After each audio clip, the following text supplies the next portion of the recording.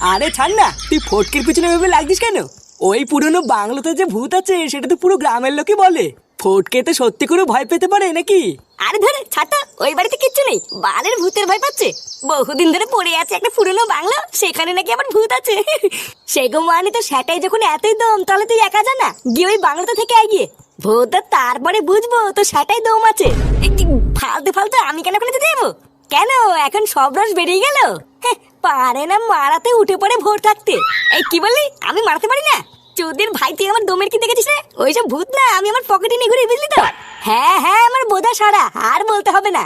পারলে ওই পুরনো বাংলাতে গিয়ে এক রাত থেকে দেখা, তাহলে বুঝবো তো সেটাই দম আছে। আচ্ছা যা, আজ রাত্রিবেলা আমি পল্টো ল্যাংচা ওই বাড়ি থেকে দেখাবো। আরে আমিও দেখবো কোন বালছেড়ে ভূত আছে ওই বাড়িতে। ফুটো, তোদের ঝামেলার ভিতরে আমাকে কেন জড়াচ্ছিস? এই চুপ, ভূতের বেলা আমি আছি না, এত ভয় পাচ্ছিস কেন? আজকে সারা রাত থেকে কালকে সকালবেলা একবার ফিরে আসি, তারপরে এর গান ভাঙছি। হ্যাঁ, ঠিকভাবে ফিরে আসলে তুই আমার গান মেরে নিস, যা।